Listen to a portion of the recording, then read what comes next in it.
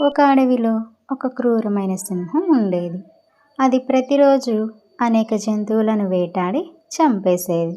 దీంతో భయపడిపోయిన అడవిలోని జంతువులన్నీ కలిసి ఒక నిర్ణయానికి వచ్చాయి. సింహం దగ్గరకు వెళ్ళి, మృగరాజా, మీరు ఇలా అందరినీ వేటాడకండి. మేమే రోజుకు ఒక జంతువును మీ ఆహారం కోసం పంపిస్తాము అని కోరాయి. సింహం అందుకు ఒప్పుకుంటుంది. ఒకరోజు ఒక తెలివైన మేక వంతు వచ్చింది. ఆ మేక చావడం ఇష్టం లేక ఒక ఉపాయం ఆలోచించింది. కావాలని సింహం దగ్గరకు చాలా ఆలస్యంగా వెళ్ళింది. ఆకలితో ఉన్న సింహం గర్జిస్తూ, ఎందుకు ఇంత ఆలస్యమైంది అని అడిగింది.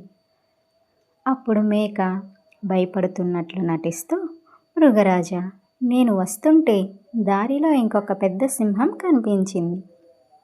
తనే ఈ అడవికి రాజునని, నన్ను తినేస్తానని బెదిరించింది. నేను అతి కష్టం మీద తప్పించుకొని వచ్చాను అని చెప్పింది. తనకంటే బలమైన సింహం మరొకటి ఉందనేసరికి అసూయతో సింహం మండిపడింది. నన్ను ఆ సింహం దగ్గరకు తీసుకొని వెళ్ళు, దాన్ని ఇప్పుడే చంపేస్తాను అని సింహం గర్జించింది. మేక ఆ సింహాన్ని ఒక పాత బావి దగ్గరకు తీసుకువెళ్ళింది. అదిగో, ఆ బావిలోనే ఆ సింహం దాక్కుంది అని చూపించింది. సింహం బావిలోకి తొంగి చూసింది. బావిలోని నీటిలో తన ప్రతిబింబం కనిపించింది. అది చూసి బావిలో మరొక సింహం ఉందని నిజంగానే నమ్మింది.